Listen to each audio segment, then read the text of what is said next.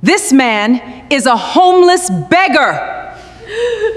I have absolute proof. The wedding venue was decorated with white roses and golden ribbons. 300 guests sat in their seats, fanning themselves in the summer heat. And in front of everybody, Dorothy Carter pointed her finger directly at the man her daughter wanted to marry. "This man," Dorothy shouted, her voice echoing across the garden, "is a homeless beggar, I have proof." A screen lit up behind the altar. A video began to play. And there he was, Richard Bryan, sitting on a street corner with a cardboard sign, his clothes torn, his beard long and unkempt. "Please help me with food money," the man in the video said. "God bless you. Good people are rewarded." Gasps rippled through the crowd like waves hitting a shore. "You see," Dorothy's voice dripped with triumph, "my daughter has lost her mind. She wants to marry a man who begs for coins on the street." Wesley Thornton stood up from the front row, adjusting his designer suit. "Mrs. Carter, I told you I'd take care of Jasmine. A woman like her deserves a real man, not this trash." Richard Bryan stood completely still. His face showed nothing, no anger, no shame, no fear, just stillness. Like a man watching a storm approach, knowing exactly when the lightning would strike. Jasmine Carter stepped forward, her white wedding dress flowing behind her. Her eyes met Richard's, and in that moment, something passed between them that no one else could see. "I don't care about that video," Jasmine said quietly. "What?" Dorothy's face twisted. "Baby, did you hear what I said I don't care." Jasmine's voice grew stronger. "Some of you sitting here are one bad day away from being exactly where he was. One job loss, one medical bill, one tragedy, so be very careful how you laugh at people." The crowd went silent. Wesley laughed, shaking his head. "This is ridiculous. Jasmine, look at him, look at me. I can give you everything. Houses, cars, vacations anywhere in the world. What can he give you? A cardboard box." Richard finally spoke. His voice was calm, steady, like a river running deep. "Are you finished?" Wesley's smile faltered. Something in Richard's tone made his confidence crack, just a little. "What did you say to me?" Wesley stepped forward. "I asked if you were finished." Richard turned to face the crowd. "Because I have a few things to show everyone myself." He reached into his pocket and pulled out a phone. One tap of a button. In the distance, the sound of engines began to grow. But how did they get here? How did Jasmine Carter, a simple woman from a simple family, end up standing at an altar next to a man the whole world thought was homeless? To understand that, we need to go back exactly 31 days. Back to when Richard Bryan made a decision that would change everything. If this story already has you hooked, do me a favor and tap that subscribe button. Trust me, what happens next is going to have you on the edge of your seat. Let's begin. 31 days earlier, the streets of downtown Atlanta buzzed with the usual morning chaos.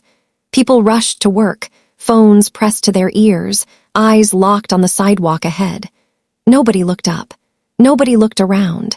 And absolutely nobody looked down at the man sitting on a flattened cardboard box outside the Peachtree Center. Richard Bryan had been there since 6 in the morning. His clothes were dirty and torn at the edges. His hair was uncombed, wild. A small plastic bowl sat in front of him with a few crumpled dollar bills inside. "Please help me with food money," he said softly as people passed. "Thank you, God bless you, good people are rewarded."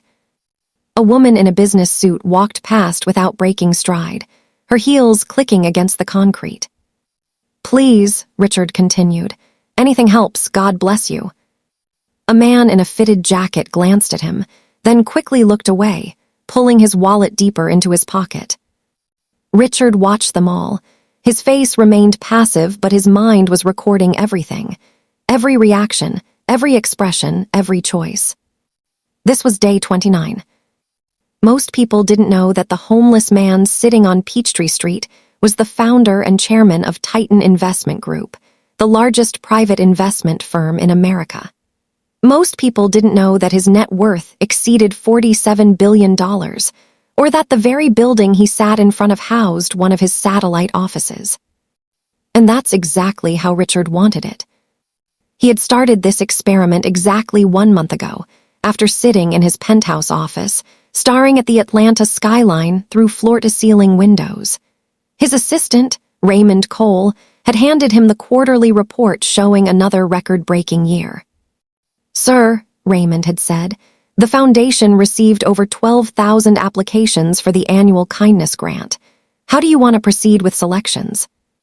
Richard had stared at the stack of applications. 12,000 people claiming to be kind. 12,000 people who knew their words would be judged.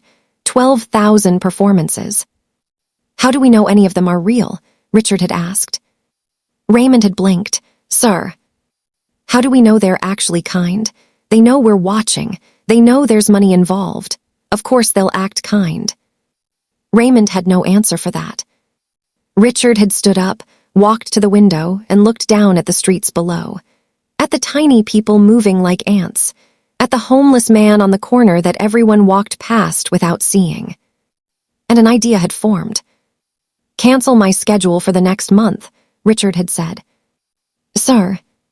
"All of it, every meeting, every appearance, everything." Raymond had pulled out his tablet, confusion all over his face. "May I ask why?" Richard had turned around. "Because I'm going to find out who in this city actually has a good heart, and the only way to do that is to become someone they have no reason to help." That was 30 days ago. Now Richard sat on that cardboard box and watched the 87th person walk past without stopping. He had been keeping count. 87 people this morning alone. Only 3 had dropped anything in his bowl, and 2 of those had thrown their coins from a distance, like they were afraid poverty might be contagious. Richard made a note in his mind. 3 out of 90. 3% kindness rate. Not surprising, not anymore. The morning sun climbed higher, and the crowd began to thin. The breakfast rush was over. Now came the quiet hours, the long stretches of nothing, the time when Richard would sit and think about all the people who had abandoned him over the years. His parents had died when he was 12. Car accident on I-85. The insurance money had given him a start, but the real fortune had come later, from ideas, from risk, from working 20-hour days while everyone else slept. And from betrayal. Richard's jaw tightened at the memory. Monica Wells, his college girlfriend. The woman he had planned to marry. She had stood beside him through the building years, smiling and supportive, until the market crashed and his first company almost went under. "I can't do this," Monica had said, her designer bags already packed. "I didn't sign up for struggling, Richard. Call me when you figure things out." She had walked out that day, and by the time Richard had rebuilt, stronger than ever, she was already engaged to someone else. Of course, when that someone else lost his money in a bad investment, Monica came crawling back, sending texts, leaving voicemails, showing up at events where she knew Richard would be. "I made a mistake," she would say, her eyes wide and wet. "I was young, stupid, but I've changed, Richard, I've really changed." Richard never responded, because he knew the truth. People don't change, they just change their masks. That was why he was sitting on this cardboard box. That was why he had spent 30 days being ignored, mocked, and invisible. He wanted to find the people who didn't wear masks, the ones who were kind when no one was watching, when there was nothing to gain. Raymond had protested, of course. "Sir, this is dangerous. What if someone recognizes you? What if something happens?"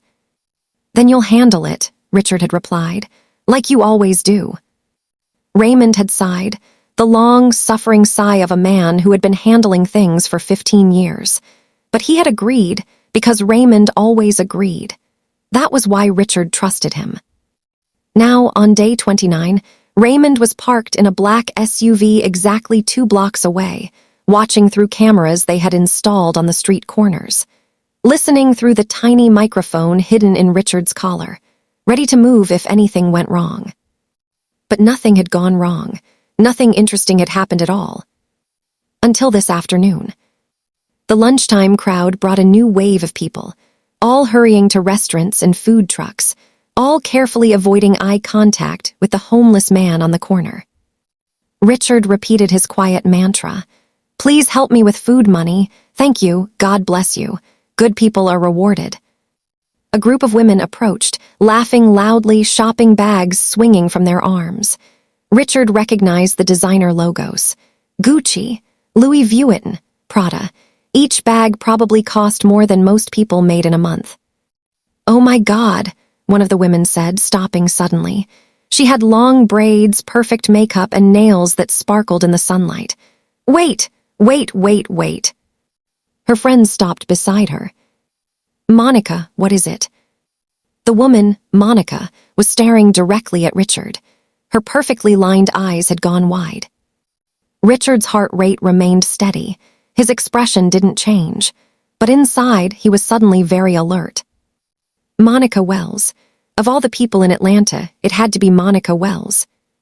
Is that? Monica leaned forward, squinting. No, it can't be. Can't be who? Her friend asked, a shorter woman with red lipstick. SHH, Monica held up a perfectly manicured hand. Let me look. Richard didn't move, didn't blink, just kept his head slightly down, looking at the bowl in front of him.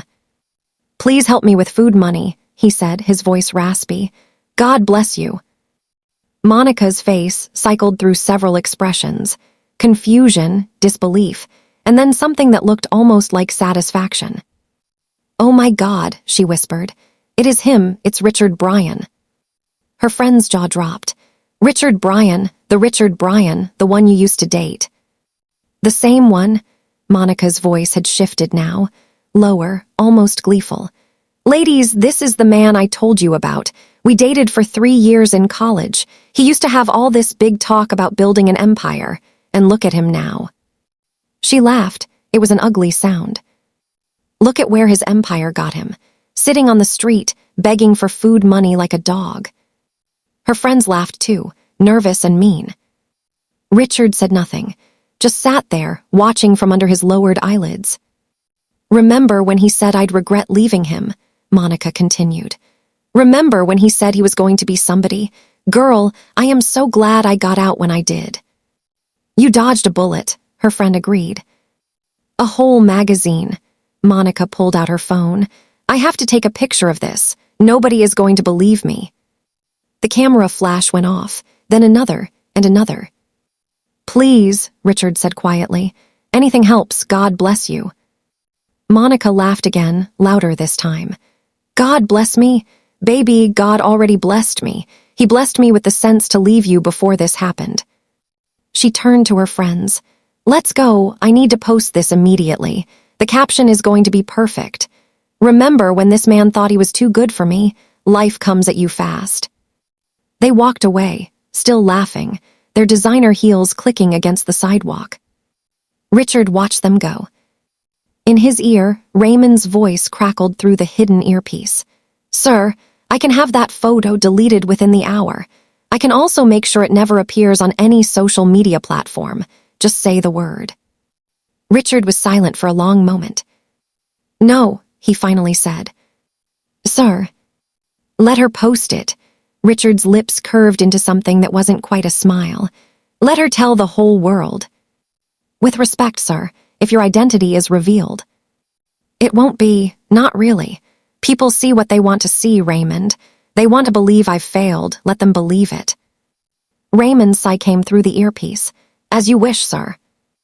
Richard settled back on his cardboard box.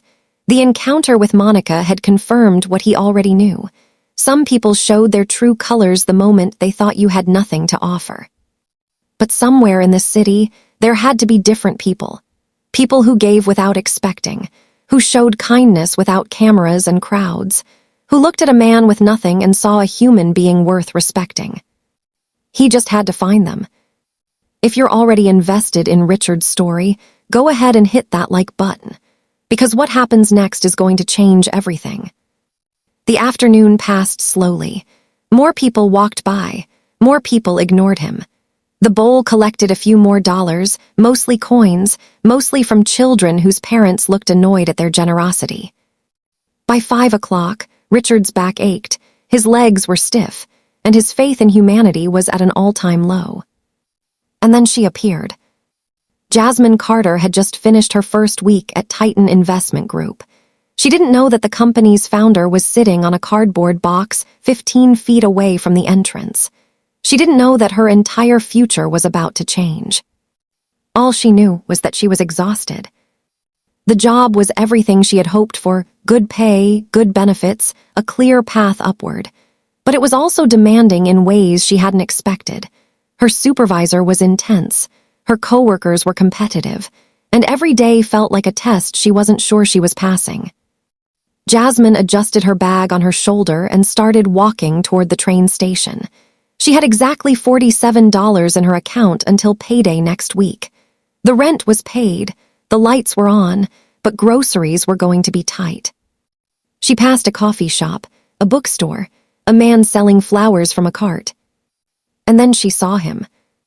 He was sitting on the corner, dirty and disheveled, a small bowl in front of him.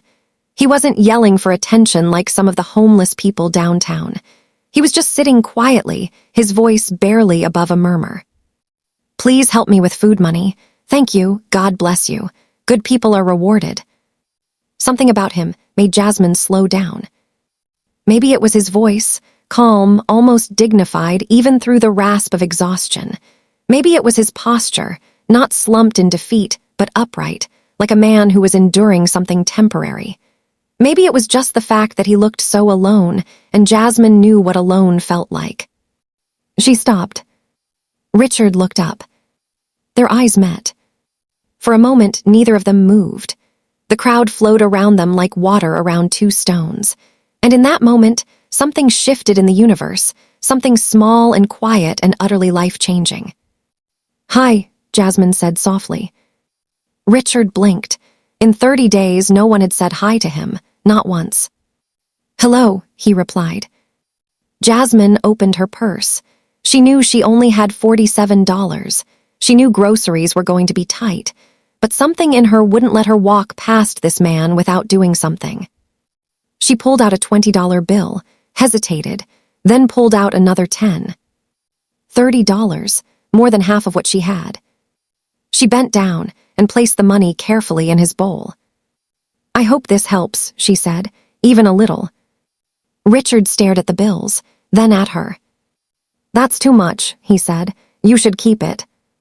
Jasmine shook her head. "I'll be fine, I just got paid from my new job, I've got more coming." It was a lie, and they both probably knew it, but it was a kind lie, a generous lie. "What's your name?" Richard asked. She smiled.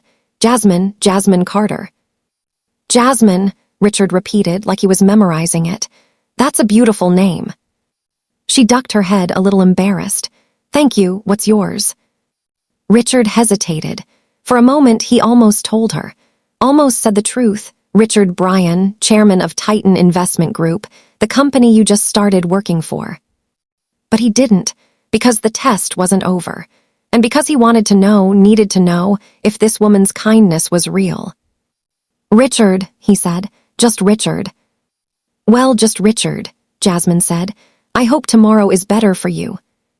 She turned to walk away, then stopped, turned back. "Actually," she said, "have you eaten today?" Richard blinked again. Not really, no." Jasmine nodded like she had made a decision. "There's a diner 2 blocks that way. Miss Ruthie's. Tell them Jasmine sent you. They'll give you a meal and I'll settle up with them later." Before Richard could respond, she was walking away, her heels clicking against the sidewalk. Richard watched her go. In his ear, Raymond's voice crackled. "Sir." "I have her information pulled up. Jasmine Carter, 28 years old, just hired as a junior analyst at Titan. Currently makes $32,000 a year. Just gave you nearly half of what she has until her next paycheck." Richard said nothing.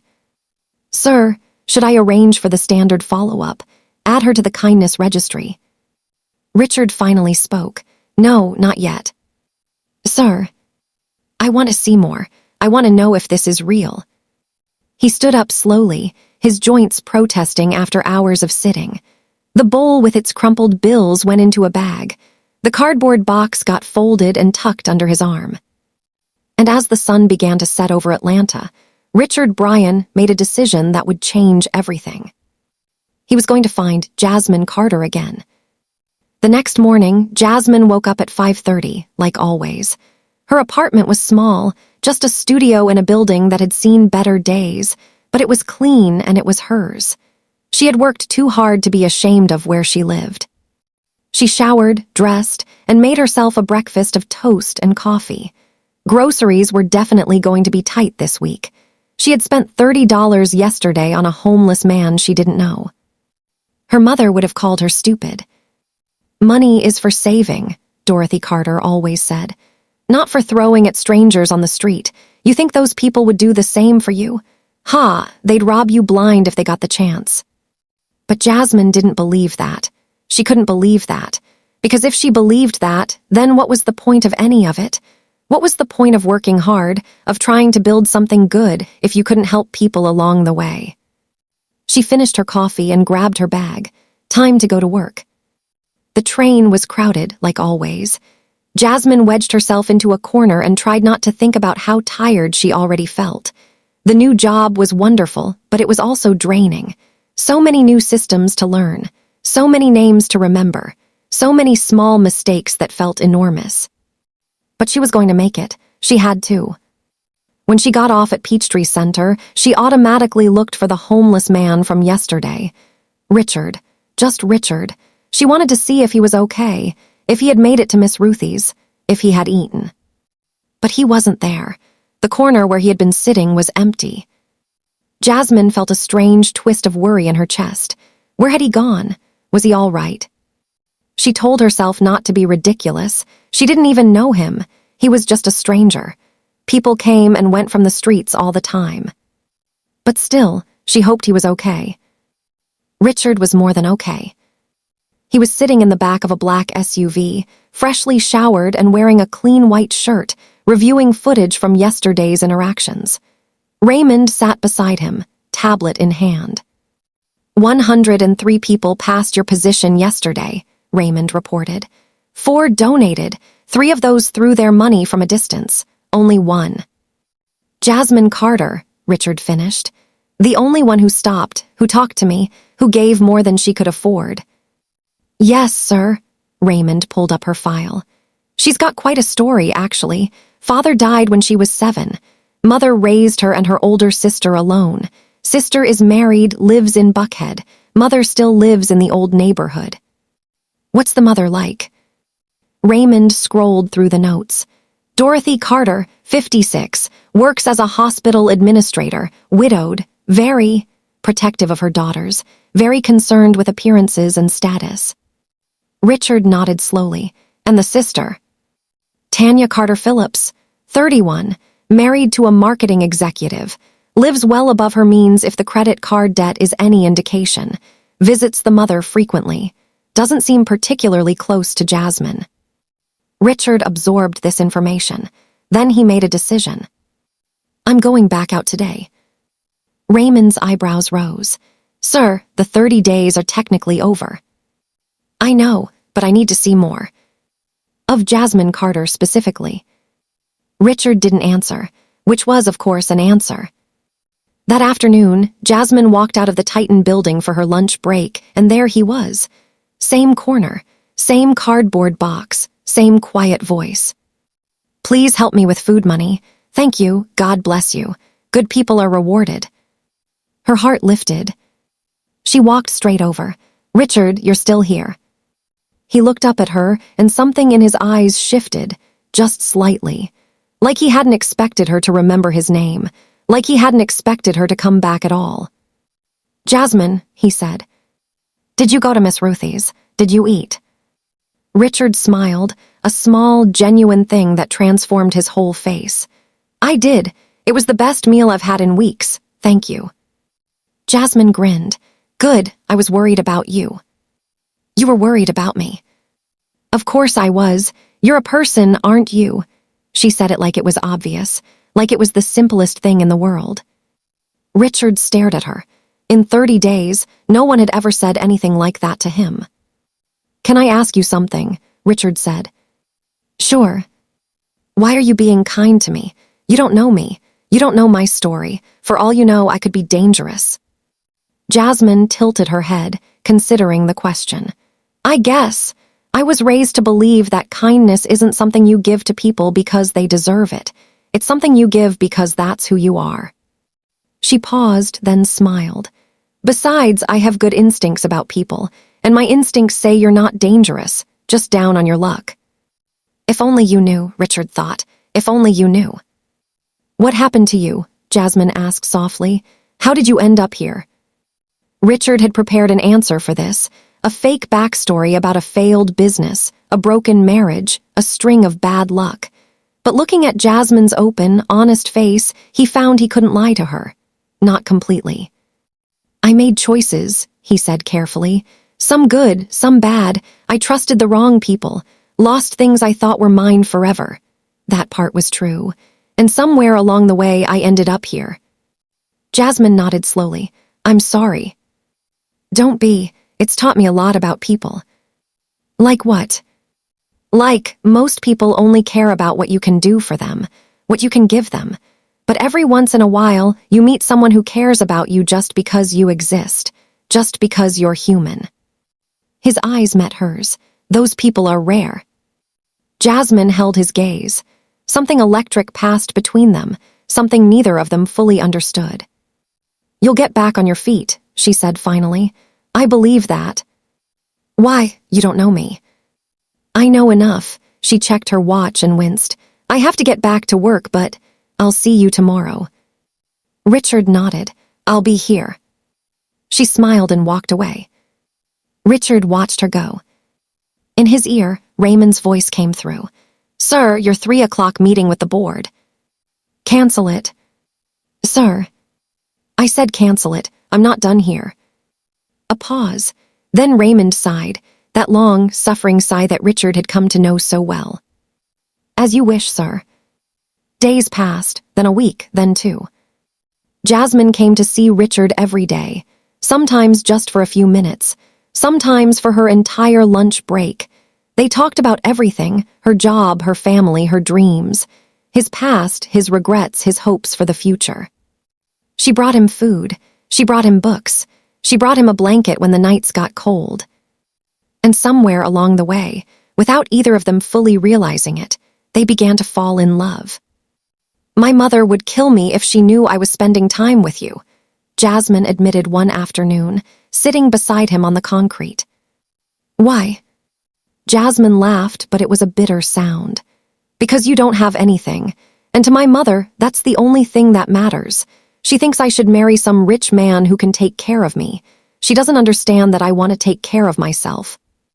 And what do you want? Richard asked. Jasmine was quiet for a moment.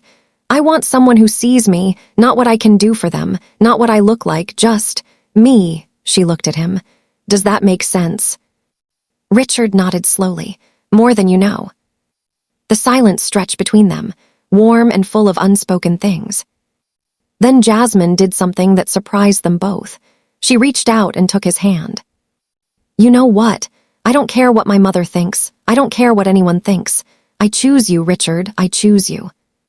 Richard stared at their intertwined fingers. Her hand was soft and warm. His was rough from weeks of sitting on concrete. But somehow, they fit perfectly together. Jasmine, he said carefully, you don't know who I really am. Then tell me. He wanted to, God, he wanted to, but something held him back. The test wasn't complete. He needed to know, needed to be absolutely sure that this was real. Soon, he said, I'll tell you everything soon. She squeezed his hand. I'll wait. 2 weeks later, Jasmine made a decision that would change everything. She was sitting in her small apartment, looking at the $3,000 she had been saving for the past year. It was supposed to be for emergencies, for the unexpected, for the future. But Richard was her future. She knew that now. She picked up the phone and called him. She had bought him a cheap cell phone last week so they could talk. Richard, she said when he answered, I need to tell you something. What is it? She took a deep breath. I want to marry you, and I know that sounds crazy, and I know we haven't known each other that long, but I've never been more sure of anything in my life. Silence on the other end. Richard, are you there? His voice came through, rough with emotion. You want to marry me, even though I have nothing. You're not nothing, you're everything. She clutched the phone tighter. I have $3,000 saved. It's enough for a small ceremony, it's enough for a start. More silence. Then Richard spoke, and his voice was different, stronger, more certain. Jasmine Carter, I will marry you, but I need you to trust me. There are things I haven't told you yet, things that will change everything. I trust you, she said immediately. Even if what I tell you sounds impossible. Even then. Richard exhaled slowly. Then meet me tomorrow, at the corner where we first met. I have something to show you. But Jasmine never made it to that meeting. Because that night, while she was sleeping, her phone buzzed with a call from her mother. Jasmine, Dorothy's voice was like ice. We need to talk. Mama, it's midnight. Is everything okay? No, everything is not okay. Tanya told me something very disturbing today. Jasmine's blood went cold. What did Tanya tell you? She told me you've been spending time with a homeless man, a beggar. Is that true? Jasmine was silent. Is that true? Mama, it's not what you think. Answer me. Yes, it's true. But Mama, he's not just some random person. I love him, and I'm going to marry him. The silence on the other end was so complete that Jasmine thought the call had dropped. Then Dorothy spoke, and her voice was like a blade. If you marry that man, you are no longer my daughter. Do you understand me? I will disown you in front of everyone. I will tell the whole world that I have no daughter named Jasmine. Is that what you want? Jasmine felt tears streaming down her face. Mama, please. Choose, him or your family. You can't have both. And the line went dead. What happens when a mother's love turns into a mother's war? What happens when the man they all mocked turns out to be more powerful than any of them could imagine? You are about to find out. The phone screen went dark. Jasmine sat on the edge of her bed, tears running down her face, her mother's words still ringing in her ears like a church bell that wouldn't stop swinging. Him or your family, you can't have both. She wiped her eyes with the back of her hand. Her chest felt tight. Her throat burned. She had spent 28 years trying to make her mother proud. 28 years of good grades, good behavior, good choices. She had never gotten in trouble, never stayed out late, never brought home a man her mother didn't approve of. And now, the one time she chose something for herself, the one time she followed her heart instead of her mother's rules, Dorothy Carter had drawn a line in the sand. Jasmine stared at the ceiling. The water stain above her bed looked like a question mark. She almost laughed at that. Her phone buzzed, a text from Richard. Good night, Jasmine. Tomorrow is going to be a big day. Trust me. She read the message 3 times. Then she typed back, her fingers trembling. Good night, Richard. I trust you, no matter what. She put the phone down and closed her eyes. Sleep didn't come for a long time. And when it finally did, it was full of dark dreams, dreams of doors slamming shut, of hands reaching for her and pulling her backward, of Richard's face disappearing into a crowd she couldn't push through. Meanwhile, across town, Dorothy Carter was not sleeping either. She sat at her kitchen table with a cup of coffee that had gone cold 2 hours ago. Across from her, Tanya Carter Phillips leaned back in her chair, arms folded, a smug expression on her perfectly contoured face. I told you, Mama, Tanya said. I told you she was acting strange, coming home late, smiling at her phone. I knew something was going on. How did you find out? Dorothy asked. I followed her. Tanya examined her nails casually like she was discussing the weather. Last Tuesday, she left work and went straight to Peachtree Street, and there he was, sitting on the ground like a dog, dirty clothes, wild hair, a little bowl in front of him for coins. Dorothy's jaw tightened. And Jasmine, Tanya continued, her voice dripping with something that sounded like concern but tasted like poison. She sat right down next to him, on the concrete, in her work clothes, holding his hand, laughing like he was some kind of prince. Dorothy slammed her palm on the table. The cold coffee jumped in its cup. That girl has lost her mind. I agree, Tanya nodded slowly. And if she marries him, Mama, do you know what people will say? They'll say Dorothy Carter's daughter married a homeless man. They'll say we raised her wrong. They'll say our family is finished. Dorothy's eyes narrowed. She could already hear the whispers, the laughter behind hands, the phone calls from church members pretending to be concerned, but really just gathering gossip. No, Dorothy said firmly. That will not happen, not while I'm alive. So what do we do? Tanya asked, leaning forward now, her eyes bright with something that looked too much like excitement. Dorothy was quiet for a long moment. Then she picked up her phone. First, she said, we cut the communication. If Jasmine can't talk to that man, she can't make plans with him. Without plans, the whole thing falls apart. Tanya nodded. Smart. Second, we find her a proper husband. Someone with money, someone with status, someone who will make people respect this family. Do you have someone in mind? Dorothy's lips curved into a thin smile. Wesley Thornton. Tanya's eyebrows shot up. The Thornton boy, Chief Thornton's son. The same one. He's been asking about Jasmine for months. His father and I spoke at the church fundraiser last spring. The boy is ready to settle down, and he wants a good woman. Mama, Wesley Thornton is... Tanya paused, choosing her words carefully. He's got a reputation. He's got money, Dorothy corrected, and money fixes everything else. Tanya smiled. It was a cold smile, the kind that never reached the eyes. Then let's make it happen. The next morning, Jasmine woke up feeling like she hadn't slept at all. Her eyes were puffy. Her head throbbed. But she forced herself out of bed because Richard was waiting. He had said today was going to be a big day. He had said he had something to show her. She showered, dressed, and reached for her phone to text him. It wasn't on the nightstand. She checked the floor, under the bed, in her bag in the bathroom. Gone. Panic crept up her spine. She always put her phone on the nightstand. Always. It was the last thing she did before she fell asleep and the first thing she grabbed when she woke up. Then she remembered. Tanya had stopped by last night, just before Dorothy's call. She had come by unannounced, which was unusual. She had brought takeout, which was even more unusual. She had been sweet and chatty and had asked to use Jasmine's bathroom. And Jasmine had left her phone on the kitchen counter while she went to get plates. No, Jasmine whispered. She wouldn't. But even as the words left her mouth, she knew. Tanya had taken her phone. Tanya, who had followed her. Tanya, who had reported everything to their mother. Tanya, who had smiled at her face while sharpening a knife behind her back. Jasmine's hands balled into fists. She grabbed her keys and headed for the door. She would go to the corner. She would find Richard.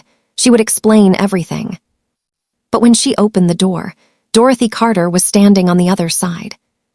Behind her stood Tanya, arms folded, wearing that same cold smile. And behind Tanya stood a man Jasmine had never seen before, tall, broad-shouldered, wearing a suit that probably cost more than Jasmine's entire wardrobe. He had a gold watch on his wrist and a smile on his face that made Jasmine's skin crawl. "Good morning, baby," Dorothy said, pushing past Jasmine into the apartment. "We need to talk." "Mama, where's my phone?" "Gone," Dorothy said simply, settling onto the couch like she owned it. "You won't be needing it anymore." "You can't just take my..." "I didn't take it. Tanya did, and she did it because I asked her to." Dorothy folded her hands in her lap. "Now sit down." Jasmine didn't move. Her eyes went to the man in the doorway. "Who is that?" Dorothy's face lit up, a performance of joy that Jasmine recognized immediately as fake. "This is Wesley Thornton, Chief Thornton's son. He is a successful businessman with properties all across Atlanta. He drives a Bentley. He wears custom suits, and he wants to marry you." Wesley Thornton stepped forward, extending his hand. His eyes moved over Jasmine's body, slowly, deliberately, from her face down to her feet and back up again, like he was inspecting merchandise. "Jasmine," he said, his voice smooth as oil, "your mother has told me so much about you. I've been looking forward to meeting you. Jasmine didn't take his hand. I'm not interested, she said flatly.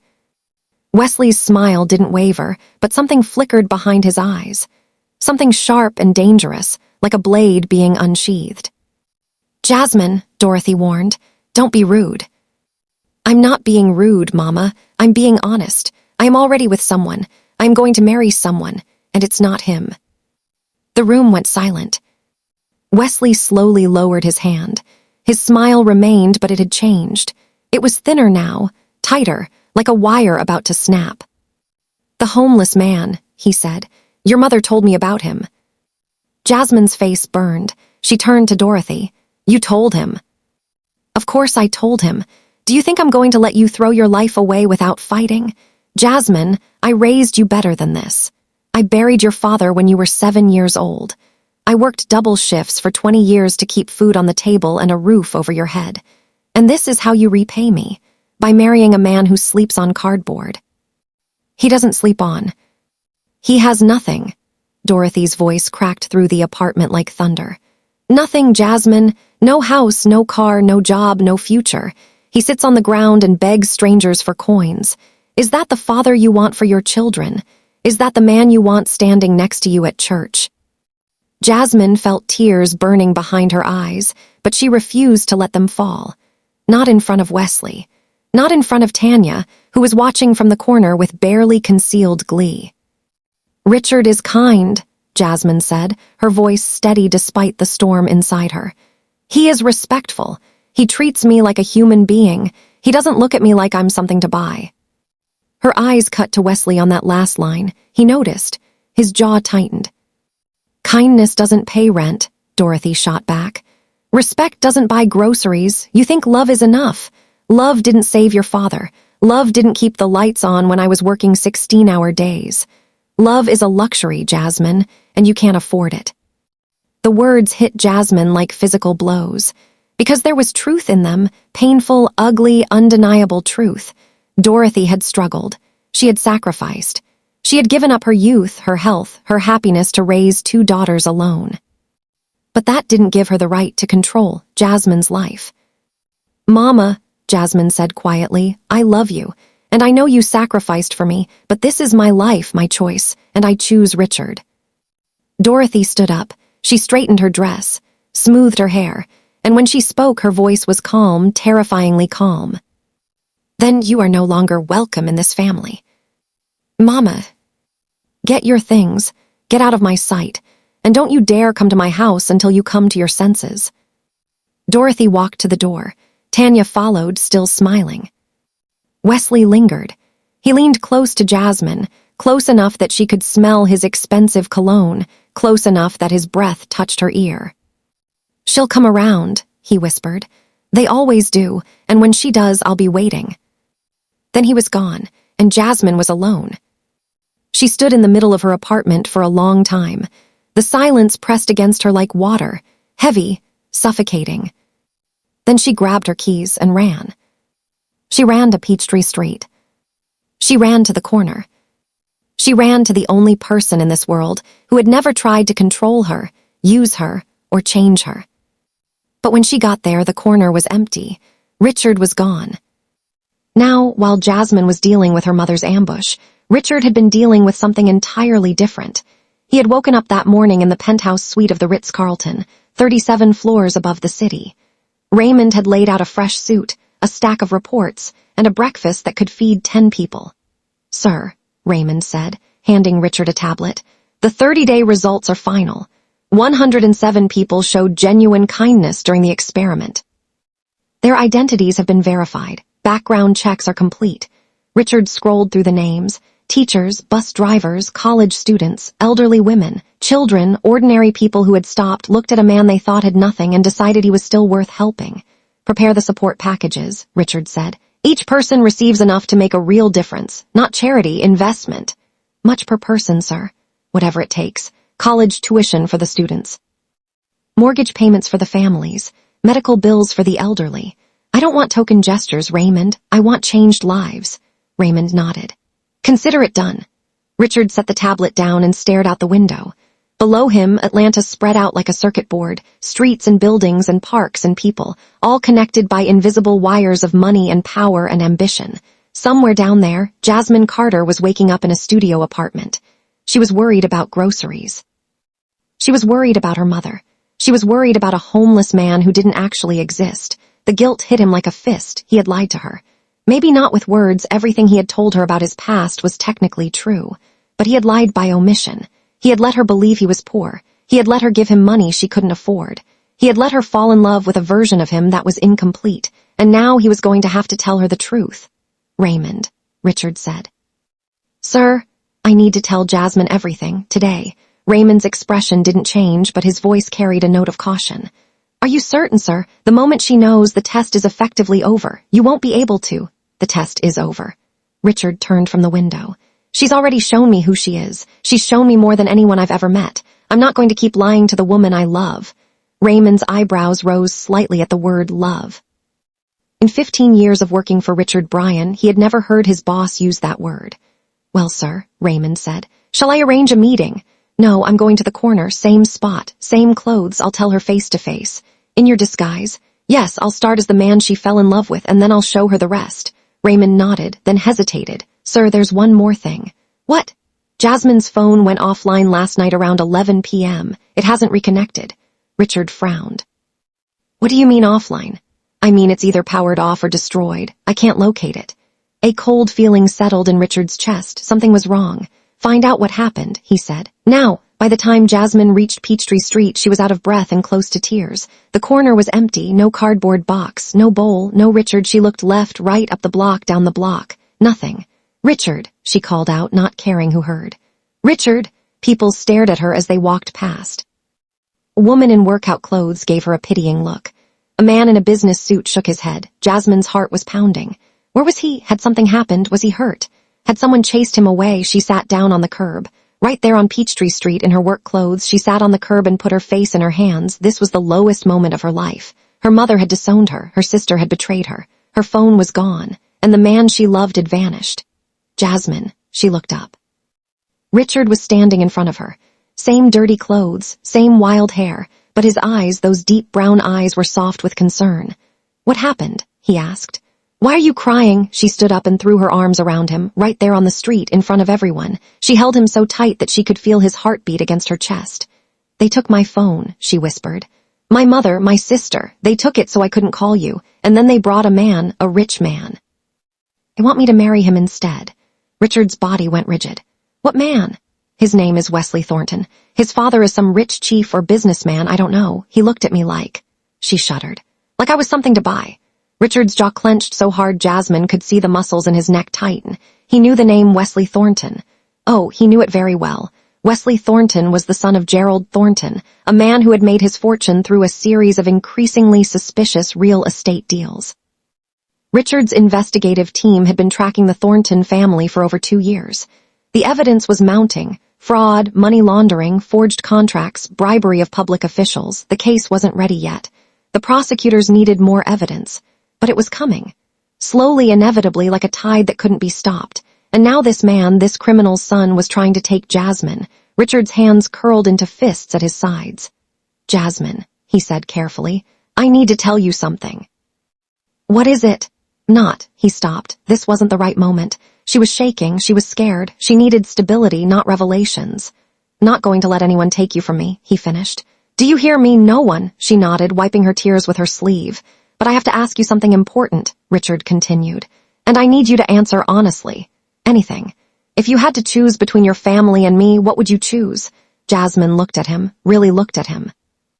At the torn clothes and the dirty fingernails and the wild hair and the face that, despite everything, she had grown to love more than any face in the world. I already made my choice, she said. I'm here, aren't I?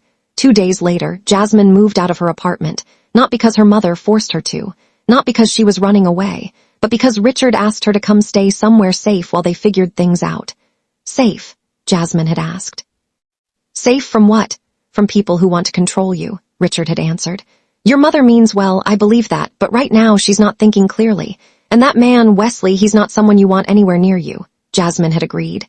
And so Richard had led her to a small, clean apartment on the east side of the city. Nothing fancy. A one-bedroom with good locks and a quiet neighborhood. How did you afford this? Jasmine had asked, looking around. A friend owed me a favor, Richard had said. That was true, in a way. The friend was Raymond, and the favor was one of about 10,000 Raymond had done over the years.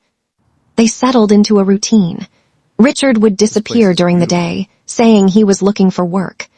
Jasmine would go to her job at Titan, trying to focus on spreadsheets and reports while her personal life burned around her. They would meet in the evening, cook dinner together, talk about the future.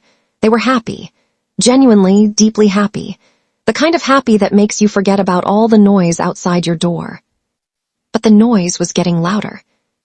Dorothy Carter had not given up, not even close.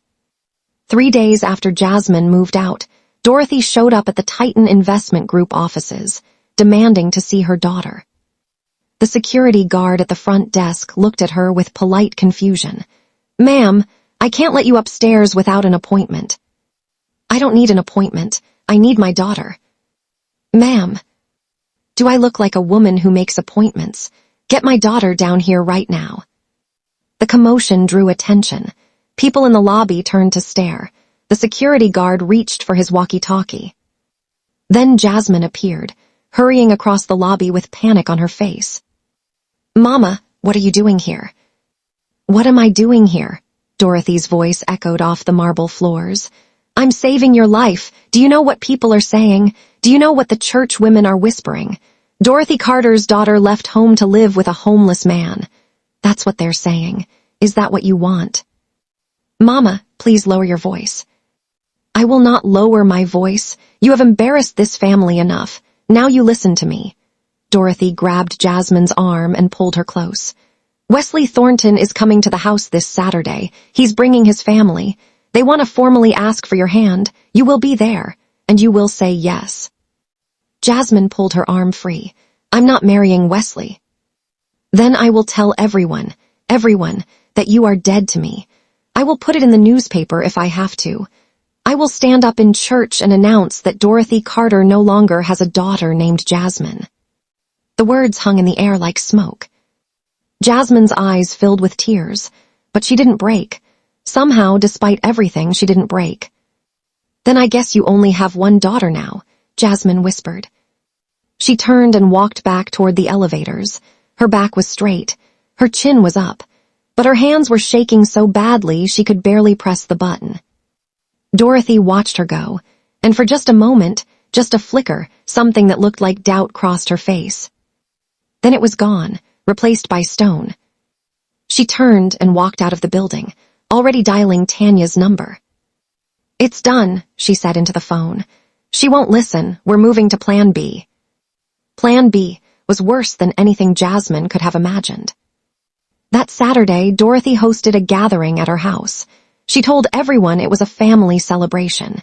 She invited the neighbors, the church members, the cousins, the aunties and uncles. She cooked enough food for 50 people. She decorated the house with flowers and ribbons. And she invited Wesley Thornton and his entire family. She did not invite Jasmine, because Jasmine was already there. Tanya had called that morning, her voice thick with fake tears. "Jasmine, please come home. Mama collapsed last night. She's okay now, but she's asking for you. She says she's sorry. She says she wants to talk." Jasmine's heart had nearly stopped. "Collapsed? Is she in the hospital?" No, she's at home.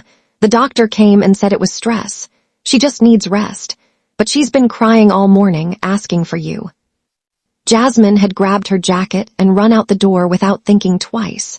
Because no matter how angry she was, no matter how hurt, Dorothy was still her mother. Still the woman who had worked double shifts for 20 years. Still the woman who had held her hand at her father's funeral. When Jasmine arrived at the house, the driveway was full of cars. The yard was full of people. Music was playing. Food was being served. This was not a sick woman's house. This was a party. Jasmine froze in the doorway. "Surprise!" Tanya appeared beside her, grabbing her arm with fingers that felt like handcuffs. "Mama's fine. She was never sick. But now that you're here, you're going to stay." "Tanya, let go of me." "No," Tanya's smile was sharp as broken glass. You're going to walk in there, you're going to sit down, and you're going to meet Wesley properly. Mama has arranged everything. I'm not. If you try to leave, Mama will make a scene. She'll announce to everyone here that you've been living with a homeless man. She'll show them the photos. She'll destroy your reputation in front of the entire community. Jasmine's blood went cold. What photos? Tanya's smile widened. I have pictures of you sitting on the street with that man, holding his hand, hugging him. I've been following you, Jasmine. Did you really think I stopped after the first time? The world tilted beneath Jasmine's feet.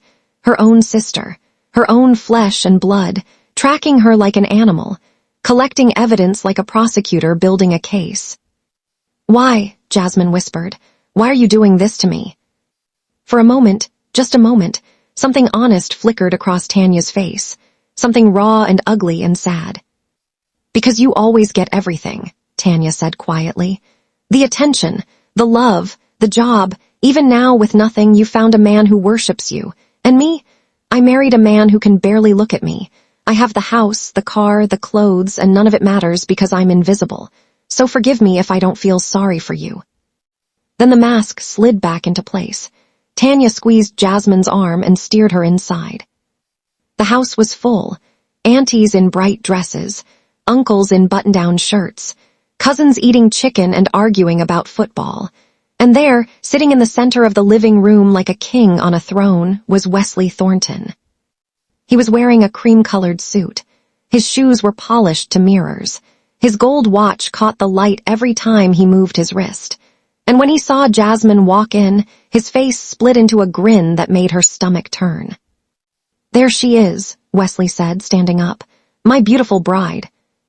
I am not your bride, Jasmine said through clenched teeth. Dorothy appeared from the kitchen, carrying a platter of food. She set it down and turned to face the room. Everyone, I have an announcement, she said loudly.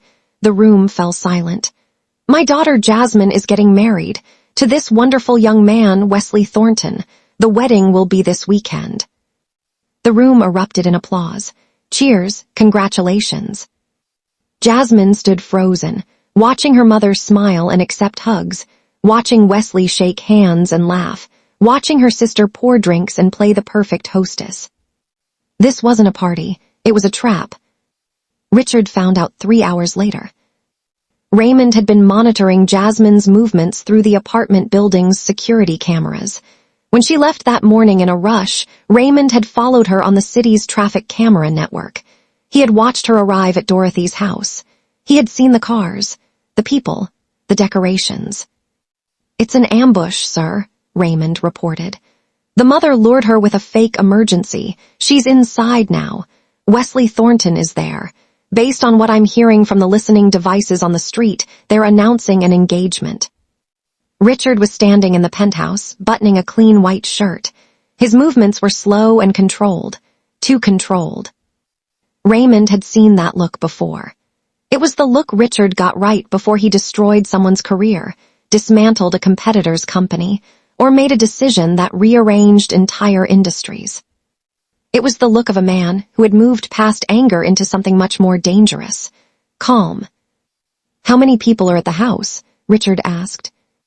Approximately 50. Family members, neighbors, church community. Security. None professional, but the mother apparently contacted some local men. Rough types. They're stationed near the front entrance, probably paid to keep anyone from entering or leaving without Dorothy's permission. Richard buttoned his cuffs, and Jasmine. She's inside, she appears to be, contained, not physically restrained but socially, surrounded by family members, watched constantly. Richard nodded slowly. Get the car. Sir, if you go there in your current appearance, clean, well-dressed, it will raise questions. But if you go in disguise, those men at the door will try to stop you just like they stopped you from seeing her before. I know. Richard reached for the dirty clothes folded on a chair in the corner. The same torn jacket, the same stained pants, the same costume he had worn for 30 days. Raymond watched him change. You're going as the beggar. She fell in love with the beggar. If this is the last time she sees me before she knows the truth, I want her to see the man she chose. Richard pulled on the jacket. Besides, I want every person in that house to see exactly who they're judging. I want them to show me their true colors one more time. And if they try to physically stop you, no violence, no matter what they do. Richard's voice was steel wrapped in silk. But Raymond.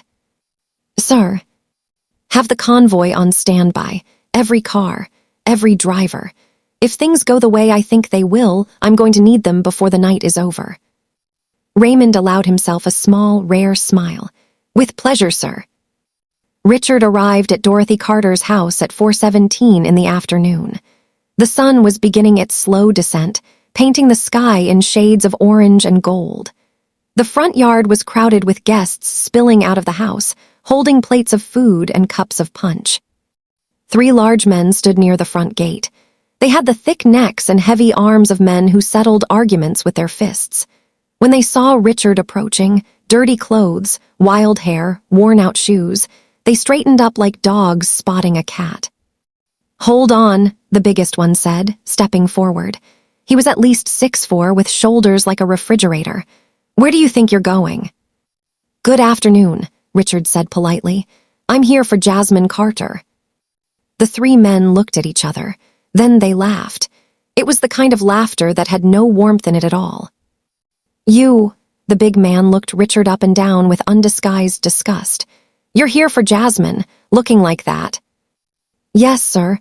I'm here because I love her, and because she asked me to come." "She didn't ask for nobody looking like you." The big man crossed his arms. "Turn around, walk away, before we make you walk away." Richard didn't move. "I'm not here to cause trouble. I just want to see Jasmine." "Did you hear what I said?" The big man took a step closer. Richard could smell cigarette smoke and cheap cologne. "Nobody wants you here. The family don't want you. The bride don't want you. And I definitely don't want you. So take your dirty beggar self and disappear." The other 2 men moved to flank Richard. One cracked his knuckles. The other pulled out his phone, recording the confrontation. "This is going on social media," the man with the phone said, grinning. "Homeless dude tries to crash a wedding. This is going to go viral." Richard stood perfectly still. His eyes didn't waver. His hands stayed at his sides. "I'm not leaving," he said quietly. "Not until I see her." The big man's hand shot out and grabbed Richard's collar, bunching the fabric in his fist. He pulled Richard close enough that their foreheads nearly touched. "Listen to me, street rat. You got 5 seconds to turn around. After that, I'm going to put you on the ground, and you're going to stay there until the cops come. Understand?" In Richard's ear, Raymond's voice crackled through the hidden earpiece. "Sir, I have 5 men ready to move in. Say the word." Richard breathed slowly. In, out. "No," he murmured, so quietly that only Raymond could hear. "No intervention, not yet." "You say something." The big man shook him. "I said I understand your position," Richard said calmly. "But I have a right to speak to the woman I'm supposed to marry." Before the big man could respond, a scream came from inside the house. Then a crash. Then shouting, loud, angry, multiple voices all talking at once. The big man released Richard's collar, turning toward the noise. The other 2 guards looked at each other, uncertain. "What the big man started. The front door burst open, and there was Jasmine Carter, barefoot, her eyes wild, her dress torn at the shoulder where someone had grabbed her. "Richard." She had seen him through the window. She had seen the men grabbing him, and something inside her had snapped. She had pushed past her mother. She had shoved past Tanya. She had knocked a plate of food out of Wesley Thornton's hands, directly onto his cream-colored suit, and she had run. "Jasmine, come back here," Dorothy shouted from the doorway. "Jasmine," Wesley roared, chicken grease dripping down his designer jacket. But Jasmine was already past the guards, already in Richard's arms, holding him so tight that the universe itself couldn't have pried them apart. "Don't let them take me," she whispered. "Please, don't let them take me." Richard wrapped his arms around her, his dirty, torn, beggar's arms, and he held her like she was the most precious thing in the entire world. Because she was. No one, he said, his voice carrying across the yard, across the crowd of stunned guests, across the guards and the family and Wesley Thornton in his stained suit, is taking you anywhere. Dorothy marched down the steps, her face twisted with fury. Get your hands off my daughter, you filthy. Ma'am, Richard's voice cut through the noise like a blade through butter. It was still calm, still controlled, but there was an edge to it now that made Dorothy stop in her tracks. I have tried to be respectful. I have tried to be patient. I have been called every name you can think of. I've been threatened, grabbed, and humiliated. And through all of it, I never raised my voice. I never raised my hand. I never disrespected you or your family. He looked around at the crowd. 50 faces staring at him with mixtures of shock, pity, contempt, and curiosity. All I've ever done, he continued, is love your daughter, that's it. That's the only crime I've committed. Crime? Wesley shouldered his way through the crowd, dabbing at his ruined suit with a napkin. You want to talk about crimes? You're trespassing. You're harassing this family. And you're delusional if you think a woman like Jasmine would choose a man like you over a man like me. Wesley pulled out his phone. I'm calling the police. They can deal with this lunatic. Go ahead, Richard said. Call them. Something in his tone made Wesley hesitate. It was the confidence, the complete and utter lack of fear. A homeless man should be afraid of the police. A homeless man should be afraid of everything. But Richard Bryan wasn't afraid. And that made Wesley very nervous. You know what? Wesley pocketed his phone. I don't need the police. I'll handle this myself. He stepped toward Richard, close, aggressive, the way a man steps when he wants to intimidate. Let me make this simple for you, Beggar. Jasmine is mine. This family has already accepted me. The wedding is happening this weekend, and there is nothing you can do about it. Richard looked at Wesley for a long moment. Then he looked at Dorothy, then at Tanya, then at the crowd of guests, all watching, all waiting to see what the homeless man would do. Then Richard smiled. It was not a warm smile. It was not a kind smile. It was the smile of a man who held all the cards and had just decided to play them. Jasmine, he said softly, not taking his eyes off Wesley, do you trust me? Yes, she said immediately. Then hold my hand, and don't let go. She took his hand, their fingers interlocked, his rough and dirty, hers smooth and trembling. Richard pulled out a phone, not the cheap one Jasmine had bought him, but a sleek, black device that looked nothing like anything a homeless man should own, and pressed a single button. Raymond, he said, bring them in. For about 10 seconds, nothing happened. The crowd murmured, Wesley snorted, Dorothy shook her head. Then they heard it. A low rumble, like distant thunder, except the sky was clear. The sound grew louder, closer.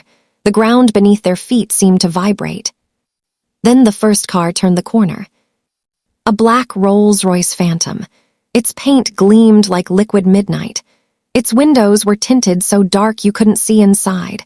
It rolled down the street slowly, deliberately, like a predator approaching prey. Behind it came another, a white Bentley Continental, then a black Mercedes Maybach, then a silver Aston Martin, then another Rolls-Royce, then another Mercedes, then another, and another. 15 vehicles in total. 15 of the most expensive, most exclusive automobiles ever manufactured. They lined up along the curb in perfect formation, engines purring, headlights blazing. The crowd went absolutely silent. Dorothy's mouth fell open. Her hand came up to cover it, but her fingers were trembling too badly to be steady. Tanya's smug expression dissolved like sugar in rain. Wesley's face turned a shade of gray that matched the concrete beneath his feet. And Jasmine looked at the convoy, then at Richard, then at the convoy again. Richard, she whispered, what is this? Before Richard could answer, the doors of the first Rolls-Royce opened. Out stepped a man in a tailored navy suit, then another man from the Bentley, then another from the Maybach. One by one, 15 men and women emerged from 15 luxury vehicles. And one by one, they walked toward Richard Bryan and bowed their heads. Chairman, the first man said. "We're here as requested." "Chairman." That single word hung in the air like a grenade with the pin already pulled. Every person in that yard heard it. Every person in that yard felt it. And every person in that yard suddenly realized that the ground beneath their feet had shifted in a way that could never be undone. The first man who had spoken was tall and broad, wearing a navy suit that cost more than most people's cars. His name was Victor Langston. He was the CEO of Langston Real Estate Holdings, a company that owned over 12,000 properties across the United States. His net worth was somewhere north of $4 billion, and he was standing in Dorothy Carter's front yard, bowing his head to a man in dirty, torn clothes. "Chairman," Victor repeated, "the convoy is assembled. All 15 members of the Titan Inner Circle are present, as you requested." Behind Victor, 14 other men and women stood in a row, each one dressed impeccably, each one radiating the kind of quiet power that came from controlling empires, each one looking at Richard Bryan with a respect so deep it bordered on reverence. The crowd of 50 guests stared. Their mouths hung open. Their plates of food sat forgotten in their hands. The chicken was getting cold and nobody cared. Dorothy Carter's legs went weak. She reached for the porch railing to steady herself, but her hand missed, and she stumbled sideways. Tanya caught her, but Tanya's own face had turned the color of old ash. Wesley Thornton stood perfectly still. His cream-colored suit was still stained with chicken grease. His gold watch still caught the afternoon light. But his eyes, those confident, arrogant eyes, had gone completely blank, like a computer screen that had crashed and was trying to reboot. "What?" Wesley's voice cracked. He cleared his throat and tried again. "What is this, some kind of joke?" Nobody answered him, because nobody was looking at him anymore. Every single pair of eyes in that yard was locked on Richard Bryan. Jasmine was the closest to him. She was still holding his hand, still barefoot, still wearing a torn dress, and she was looking up at the man she loved with an expression that contained about 15 different emotions fighting for control of her face. Confusion, shock, disbelief, fear, hope, and underneath all of them, burning steady like a pilot light that refused to go out, love. "Richard," she whispered, "what is happening?" Richard looked down at her, and for the first time in 30 days, he let the mask fall completely. Not the disguise of dirty clothes and wild hair. The other mask. The deeper one. The one he had worn for years to protect himself from a world that had hurt him too many times. He let her see him. All of him. The billionaire. The orphan. The man who had been betrayed and abandoned and used. The man who had sat on a cardboard box for a month because he was so desperate to find one genuine human being that he was willing to humiliate himself to do it. "Jasmine," he said, his voice rough with emotion, "I have to tell you something, and I need you to hear all of it before you react." She nodded slowly, her hand tightened around his. "My full name is Richard Bryan. I am the founder and chairman of Titan Investment Group. It is the largest private investment firm in America. My net worth is approximately $47 billion. The crowd gasped. It was a collective sound, like the whole yard had inhaled at the same time. "The homeless man you met on Peachtree Street," Richard continued, "was me. It was always me, but the poverty was not real. I disguised myself as a beggar for 30 days because I wanted to find out who in this world still has a kind heart when there is nothing to gain." He paused, his eyes never left Jasmine's. 107 people showed me kindness during those 30 days. Out of thousands who walked past me, 107. And of those 107, one person stood above all the rest. His voice dropped to barely above a whisper. "You." Jasmine's eyes filled with tears. They spilled down her cheeks in 2 steady streams, but she didn't wipe them away. She didn't move. She barely breathed. "You gave me $30 when you only had 47 to your name," Richard said. "You sent me to Miss Ruthie's for a meal. You bought me a phone. You sat with me on the concrete in your work clothes. You brought me blankets. You gave me your savings, $3,000, everything you had." His voice cracked on the next words. And when everyone in your life told you to walk away from me, when your mother threatened to disown you, when your sister betrayed you, when a rich man showed up offering you everything I couldn't, you chose me. You chose a man you believed had nothing. The tears were coming from Richard now too. He didn't try to hide them.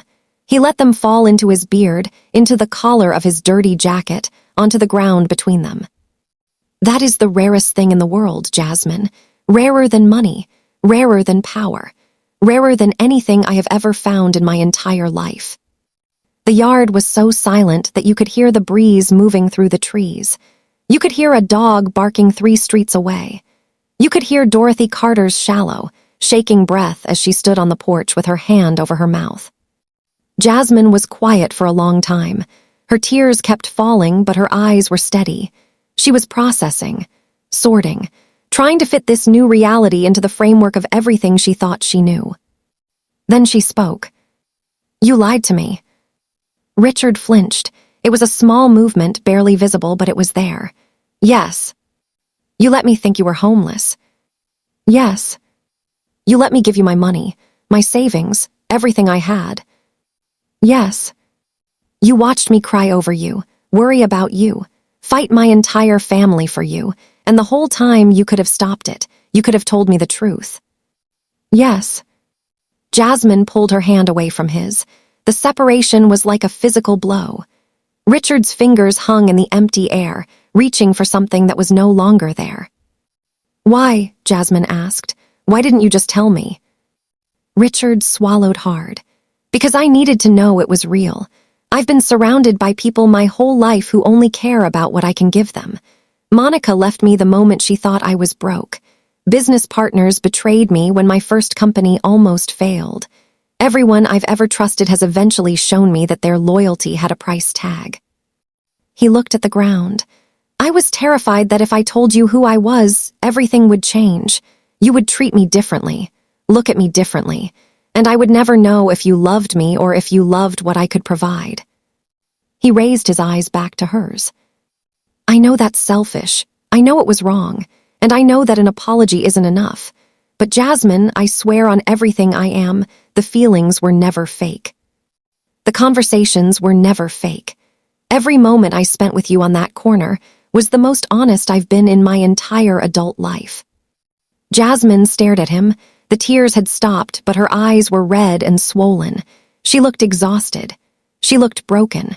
She looked like a woman standing at a crossroads with no map and no compass. The crowd watched. The 15 billionaires watched. Dorothy and Tanya watched. Wesley watched. Everyone held their breath. Then Jasmine did something that nobody expected. She slapped him. It wasn't hard. It wasn't violent. It was the kind of slap a woman gives when words aren't enough to express what she's feeling, when the emotions are so big and so tangled that only physical contact can release the pressure. The sound cracked through the silent yard like a gunshot. Richard didn't move, didn't flinch, didn't raise his hand to touch his cheek. He just stood there, accepting it. "That," Jasmine said, her voice trembling, "is for lying to me." Then she grabbed the front of his dirty jacket with both hands, pulled him toward her, and kissed him. It was not a gentle kiss. It was not a movie kiss. It was a desperate, tearful, furious, beautiful kiss that contained 30 days of fear and hope and love and heartbreak all compressed into a single moment. When she finally pulled back, she kept her grip on his jacket. Their foreheads touched, their breath mingled. "And that," she whispered, "is because I love you, every version of you, the beggar, the billionaire, all of it." She leaned back and looked him dead in the eyes. "But Richard Bryan, if you ever lie to me again, I swear to God, I will make you wish you were actually homeless. Do you understand me?" Despite everything, despite the tears, the tension, the 50 stunned people watching from the yard, Richard laughed. It was a real laugh, deep and warm and full of relief. "I understand," he said, "completely." Victor Langston, standing behind them with the other 14 members of the Titan Inner Circle, turned to the woman beside him. "I told you," he whispered. "The chairman found someone special." The woman smiled. "He found someone terrifying, that's even better." The mood in the yard had shifted. The tension had cracked open, and something else had rushed in to fill the space. Something charged and electric and unpredictable. The guests were whispering to each other in frantic voices. Some of them had their phones out, trying to Google Richard Bryan Titan Investment Group. Others were just staring, their brains still struggling to catch up with what their eyes had witnessed. But 3 people in that yard were not whispering. They were not staring. They were calculating. Dorothy Carter had recovered from her initial shock. She had straightened her dress, fixed her hair, and reassembled her face into something that almost resembled composure. Now she was walking down the porch steps, her heels clicking against the wood, her arms spread wide. "Richard," she called out, her voice transformed. The ice was gone. The contempt was gone. In their place was a warmth so sudden and so extreme that it was almost comical. "My son, my dear, dear son." She reached for him with both hands, her eyes glistening with tears that seemed to have materialized out of nowhere. "I always knew you were special," Dorothy gushed. "I always knew there was something about you. Didn't I say that, Tanya? Didn't I tell you this young man had something?" Tanya appeared beside her mother, nodding enthusiastically. "You did, Mama. You said it from the very beginning." Richard looked at them both. His expression was perfectly neutral, not angry, not amused, just still. "Mrs. Carter," he said, 3 days ago you called me on the phone and told me Jasmine didn't want to marry me. That was a lie." Dorothy's smile flickered. "I was just... You told your friends and family that I was a homeless beggar who had no business being near your daughter. You hired men to physically prevent me from entering your property. You destroyed Jasmine's phone so she couldn't contact me. You lured her here under false pretenses and tried to force her into a marriage with a man she didn't want." Each sentence landed like a hammer blow. Dorothy's smile crumbled, piece by piece, until there was nothing left but bare, exposed shame. "And now," Richard continued, his voice still calm, still measured, still carrying that edge of steel that made people listen whether they wanted to or not, "you are calling me son because you found out I have money." The yard was silent again. Dorothy opened her mouth, closed it, opened it again. "I was protecting my daughter," she said finally, her voice small. "No, ma'am, you were protecting your pride." The words hit Dorothy like a bucket of cold water. She took a step back, her hand coming up to her chest. Tanya tried to salvage the situation. She stepped forward, that familiar sweet smile plastered on her face, her voice dripping with honey and artificial warmth. "Richard, you have to understand we didn't know. If we had known who you really were." "That's exactly the problem," Richard interrupted. "You didn't know. You thought I was poor. And because you thought I was poor, you decided I was worthless. You decided I didn't deserve basic respect. You decided I wasn't human enough to love your sister." He turned to face Tanya directly. "You stole your sister's phone. You followed her through the city, taking pictures like a stalker. You lied to her face while plotting behind her back. And when she was at her most vulnerable, you helped trap her in this house so a man she didn't choose could claim her like property." Tanya's smile vanished. For the first time, genuine fear flickered in her eyes. "That is not what a sister does," Richard said. "That is what an enemy does." Tanya's lower lip trembled. She looked at Jasmine, searching for mercy, for understanding, for anything. Jasmine looked back at her with eyes that held no anger, just sadness, deep, aching sadness. "You told me you'd help me," Jasmine said quietly. "You looked me in the eyes and said you'd convince Mama, and then you went and did the opposite. Why?" Tanya's composure finally broke. The tears came, and these were real tears, not performed, not strategic, real. "Because I was jealous," Tanya whispered. "I've always been jealous of you, Jasmine. You're kinder than me, braver than me. People love you in a way they've never loved me. And when I saw that even a homeless man adored you, I couldn't take it. I wanted you to fail. I wanted you to feel what I feel every single day." The confession hung in the air like a wound that had finally been opened after years of festering. Jasmine stepped forward and did something that surprised everyone. She hugged her sister, not a quick, surface-level hug, a real one. The kind that says, I see your pain, and I'm not going to punish you for it. I forgive you, Jasmine whispered. But you have to stop. You have to stop poisoning yourself with jealousy. It's eating you alive, Tanya, I can see it. Tanya sobbed into Jasmine's shoulder. Her whole body shook. And for the first time in years, she wasn't performing. She was just a woman who had made terrible choices and was finally being seen by someone who loved her enough to say so. But while this moment of reconciliation was unfolding, Wesley Thornton had been very quiet. Too quiet. He had watched the convoy arrive. He had watched the 15 billionaires bow to Richard Bryan. He had listened to the revelation, the confession, the slap, the kiss, the confrontation with Dorothy and Tanya. And through all of it, his mind had been racing.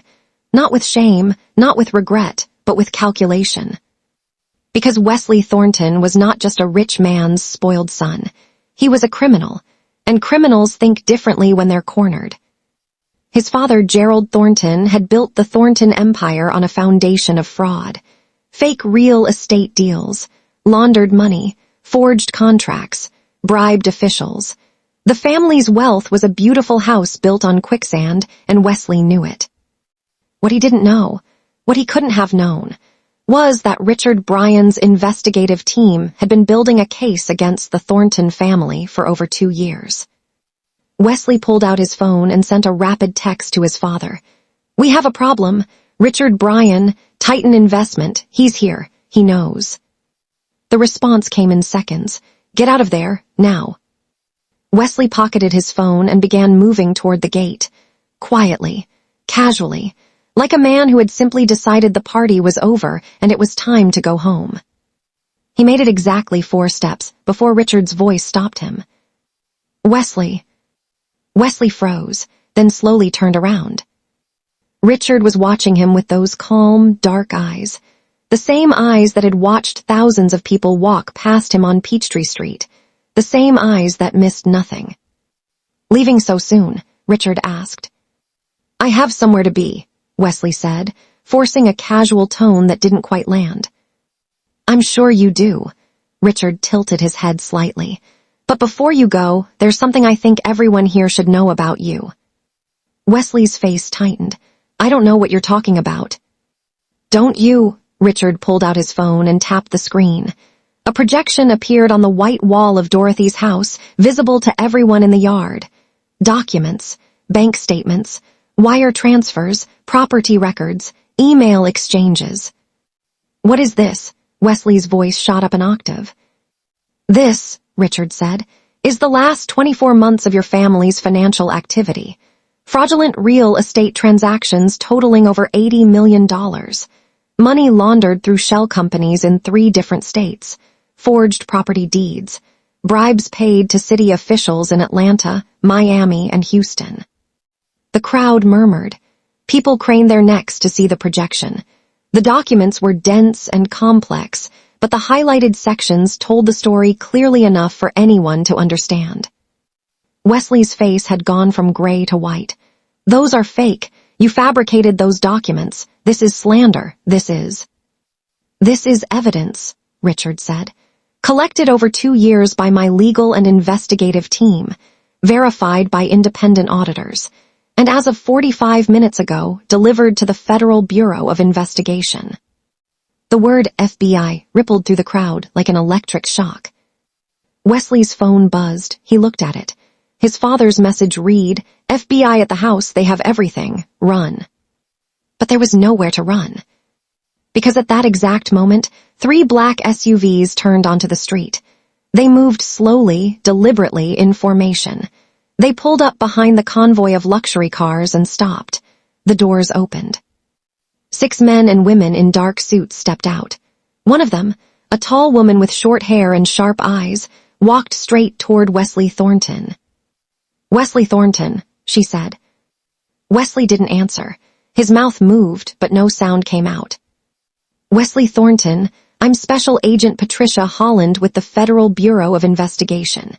You are under arrest for conspiracy to commit fraud, money laundering, and wire fraud. This is a setup. Wesley finally found his voice, and it came out high and frantic. This man is framing me. He's jealous because I was going to marry Jasmine. This is personal. This is revenge. Agent Holland was unmoved. Sir, you have the right to remain silent. I suggest you use it. Two agents moved forward and placed Wesley's hands behind his back.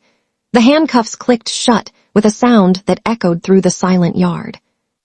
You can't do this, Wesley shouted as they led him toward the SUV. Do you know who my father is? Do you know how much money my family has?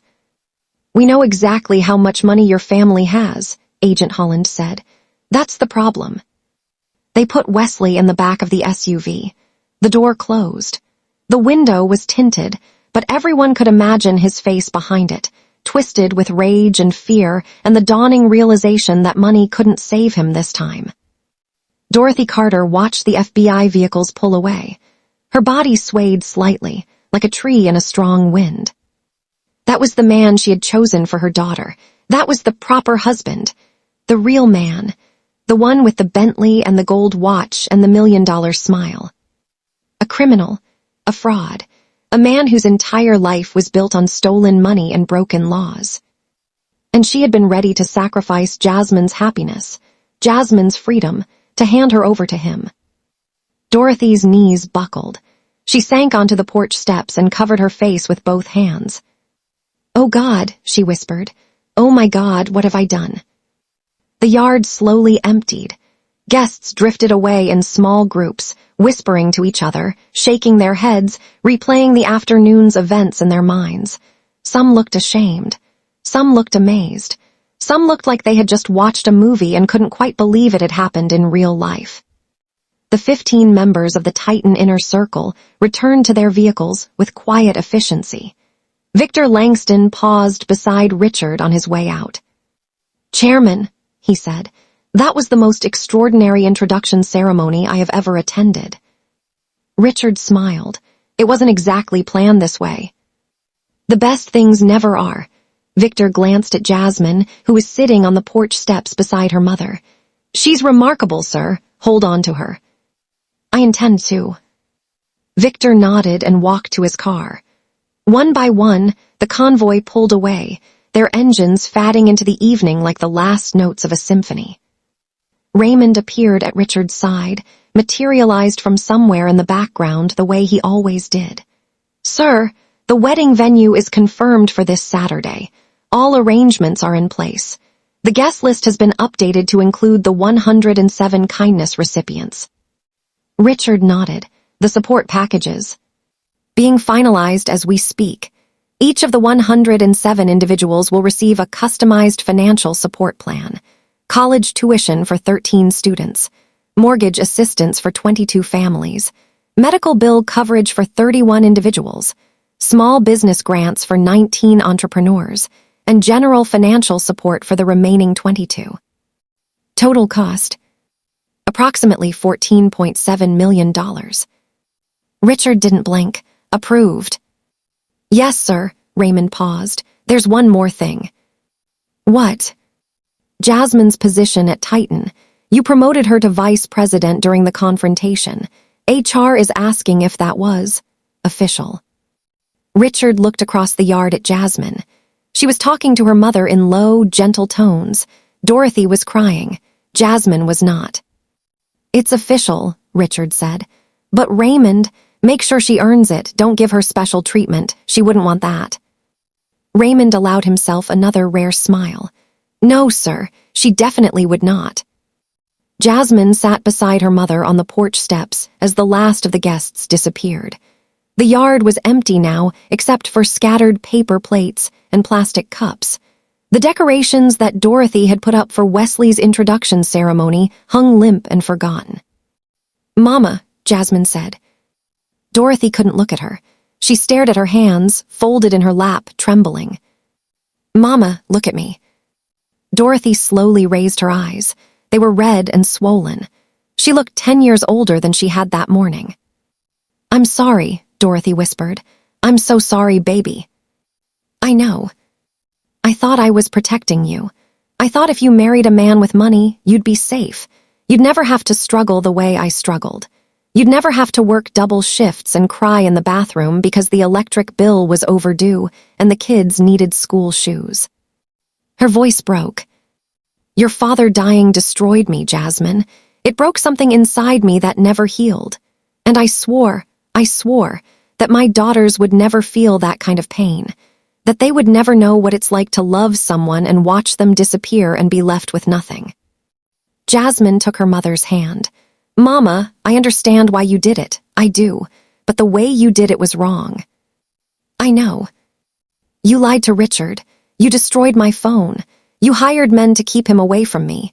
You tried to force me into a marriage with a man who turned out to be a criminal. Mama, if Richard hadn't come when he did, if he hadn't fought for me, I would be engaged to Wesley Thornton right now. A man who launders money and commits fraud.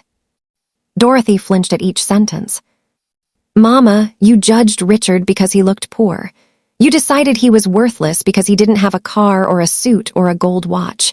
But the man with the car and the suit and the gold watch was the one who was truly worthless. His whole life was a lie.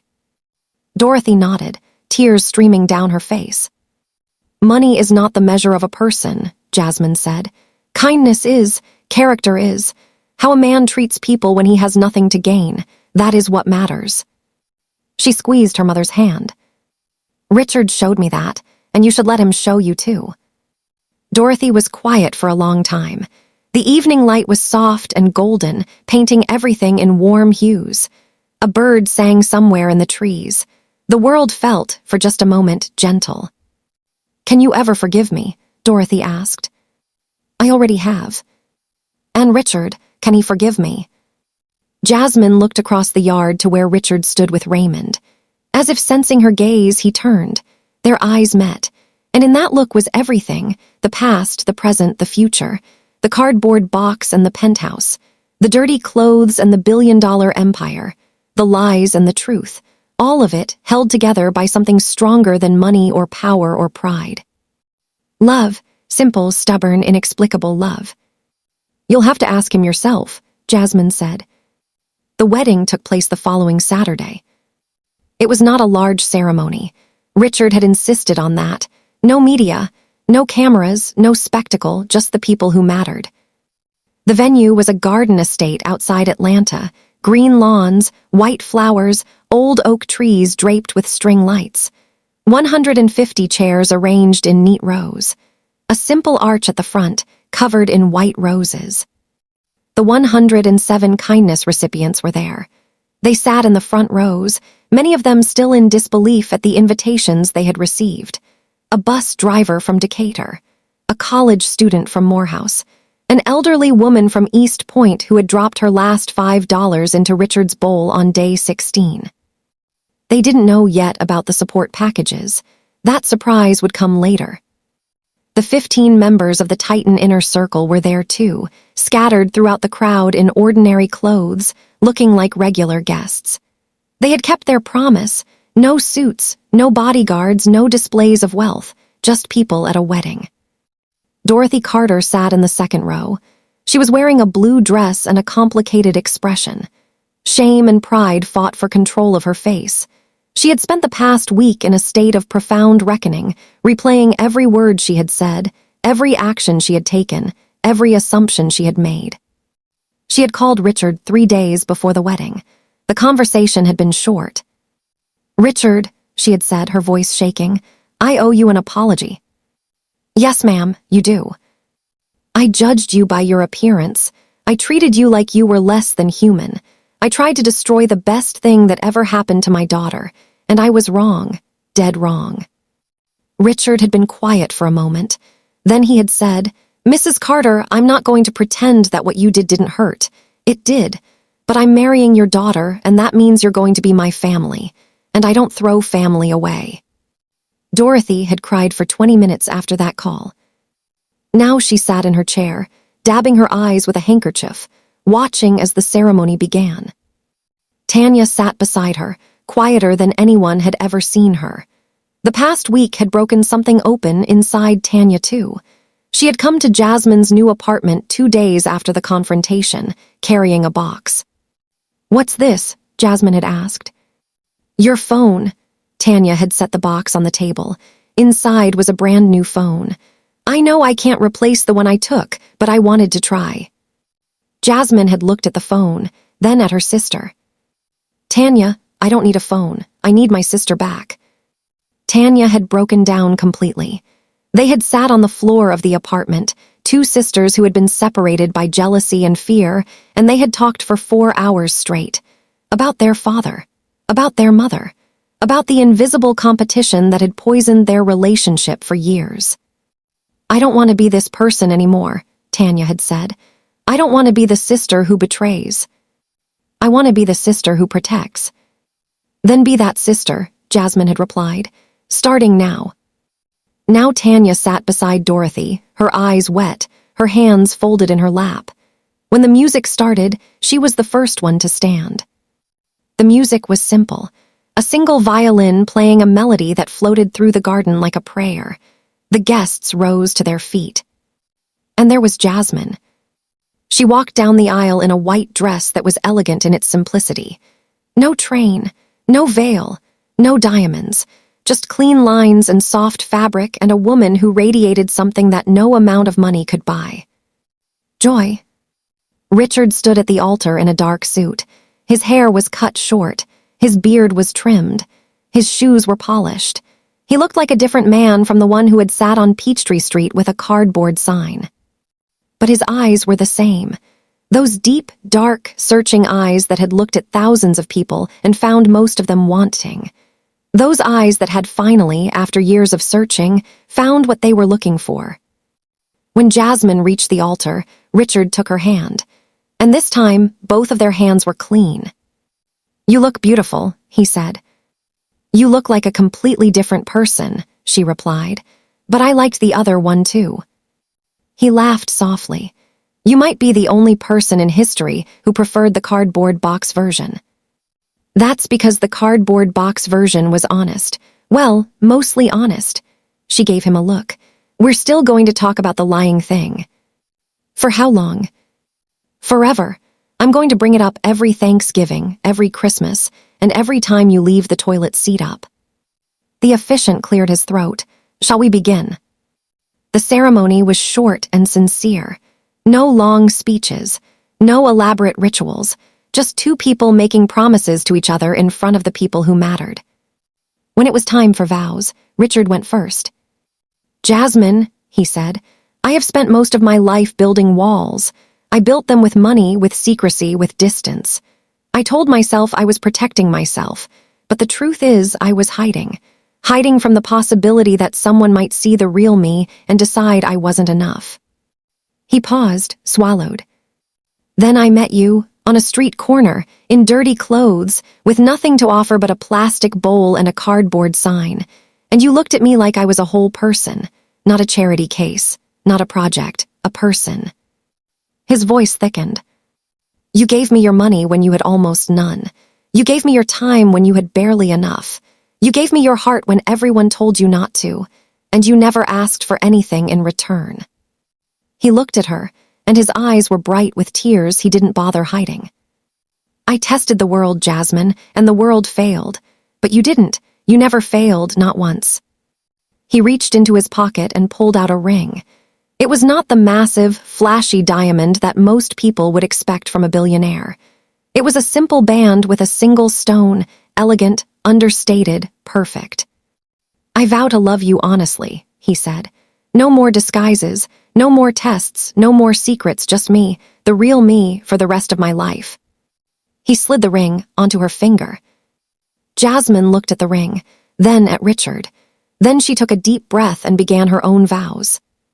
Richard Bryan, she said, you are the most complicated, infuriating, brilliant, stubborn, kind-hearted, beautiful man I have ever met.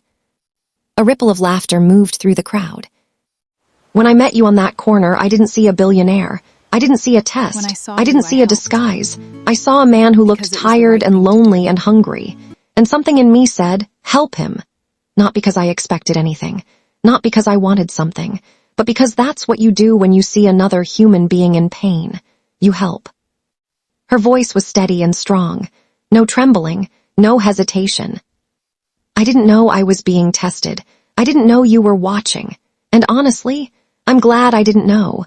Because if I had known, my kindness would have been a performance, and kindness should never be a performance. She looked at him with those warm, honest eyes. I'm not going to lie and say the money doesn't matter. It's going to make our lives easier. I know that. But Richard, I need you to hear this clearly with all these people as my witnesses. She took his hand. If you lost it all tomorrow, every dollar, every car, every building, every suit, if we ended up right back on that corner with a cardboard box and a plastic bowl, I would still be here. I would still choose you, because I didn't fall in love with your empire. I fell in love with the man sitting under it. She slid a simple gold band onto his finger. I vow to love you honestly too, to call you out when you're wrong, to hold you up when you're weak, to never let you hide behind your money or your walls or your tests, and to remind you every single day that you are enough, just as you are. The officiant smiled. By the power vested in me, I now pronounce you husband and wife. You may kiss the bride. Richard pulled Jasmine close and kissed her. The crowd erupted in applause. Dorothy cried openly. Tanya cheered through her own tears. Victor Langston whistled like a teenager. Raymond Cole, standing at the back of the crowd in his usual spot, allowed himself a full smile, the first one anyone had seen in approximately 7 years. After the ceremony, the reception unfolded under the oak trees. String lights glowed against the darkening sky. Music played. Food was served, real food, good food, enough for 300 people even though only 150 were there. And then came the moment that nobody expected. Richard stood at the front of the reception area and tapped a glass. The crowd quieted. Before we continue celebrating, he said, there are some people I need to acknowledge. He looked out at the 107 kindness recipients scattered throughout the crowd. Many of you don't know why you're here. You received an invitation to a stranger's wedding, and you came anyway, which honestly says a lot about you already. Laughter rippled through the crowd. But there's a reason you were invited. Each of you, at some point during the last 30 days, encountered a homeless man on Peachtree Street, and each of you chose to stop, to give, to speak a kind word, to treat that man like a human being when the rest of the world walked past. The crowd went very still. That man was me. Gasps, murmurs, wide eyes. A few people clapped their hands over their mouths. And because you showed kindness when you didn't have to, because you gave when there was nothing to gain, I want to give you something in return. Raymond stepped forward, carrying a stack of envelopes. Each of you will receive a personalized support package from the Titan Foundation. College tuition, mortgage assistance, medical bill coverage, business grants, whatever you need to change your circumstances, it's yours. The bus driver from Decatur stood up. His name was Harold Jefferson. He was 63 years old and had been driving the same route for 28 years. He had dropped a granola bar and $2 into Richard's bowl on day 11. You mean, Harold's voice shook, you mean that was you, the man on Peachtree? That was me, sir. And you're giving us, you're really. Yes, sir, you showed me kindness. This is me returning it. Harold sat down heavily. He covered his face with his hands. His shoulders shook. Across the crowd, similar reactions unfolded. Tears, disbelief, laughter, hugs. A college student from Morehouse stood up and shouted, I knew something was different about that man, which got the biggest laugh of the evening. One by one, Raymond distributed the envelopes. One by one, lives were changed. A single mother of 3, who had shared her lunch with Richard, received full college tuition for all 3 of her children. An elderly man who had given Richard his coat on a cold night received complete coverage for his wife's cancer treatment. A teenage girl who had sat beside Richard for an hour, just talking, just keeping him company, received a full scholarship to the university of her choice. $14.7 million, distributed in a single evening, to people who had earned it not with resumes or applications or business plans, but with something far more valuable. Kindness. Later that night, after the last guest had gone, after the lights had dimmed and the music had faded, Jasmine and Richard stood alone in the garden. The oak trees whispered above them. The stars burned steady and bright. Jasmine leaned against Richard's chest, his arms wrapped around her. The night was warm and full of the sweet, heavy scent of flowers. Richard. Promise me something. Anything. Promise me that this, right here, right now, is who we really are. Not the penthouse, not the company, not the billions. This. Two people standing in a garden, honest with each other, kind to each other, choosing each other. Richard pressed his lips to the top of her head. I promise. And promise me you'll never test me again. He smiled against her hair. I promise. Because if you put on those dirty clothes one more time, I will personally burn them. He laughed. She laughed.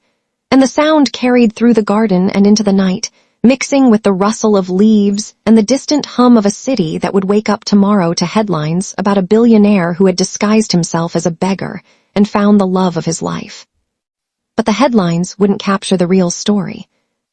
The real story was simpler than that, smaller, more human. A woman saw a man who had nothing, and instead of walking past, she stopped. She gave. She stayed. That's it. That's the whole story. And it changed everything. Now, before we close this story out, there's something important that needs to be said. And this is the part I need everyone listening to really hear. This story is about kindness, real kindness, the kind that doesn't ask for receipts, the kind that doesn't need an audience, the kind that doesn't calculate the return on investment before deciding whether to care. Jasmine didn't stop for Richard because she thought he was a billionaire. She stopped because he was a person. That's it. She saw a human being and she treated him like one. And in a world that measures people by their bank accounts, their job titles, their cars, their clothes, and their Instagram followers, that is a revolutionary act. So here's the lesson, and it's a simple one. Be kind, not because it pays off, not because someone might be testing you, not because a hidden camera might be watching. Be kind because every single person you meet is fighting a battle you know nothing about. Be kind because the homeless man on the corner might be someone's father, someone's son, someone's best friend. Be kind because you are one bad day, one layoff, one medical bill, one tragedy away from needing someone else's kindness. And when that day comes, you will want someone to stop. You will want someone to look at you and see a person, not a problem. Be the person who stops. The world has enough people who walk past. Now, if this story moved you, if it made you think, if it made you feel something real, then do me one last favor. Share it. Send it to someone who needs to hear it. Send it to the person in your life who is going through a hard time and needs to know that somebody still cares. Drop a comment telling me what this story meant to you. And if you haven't subscribed yet, hit that button right now so you never miss another story like this one. I'll see you in the next one.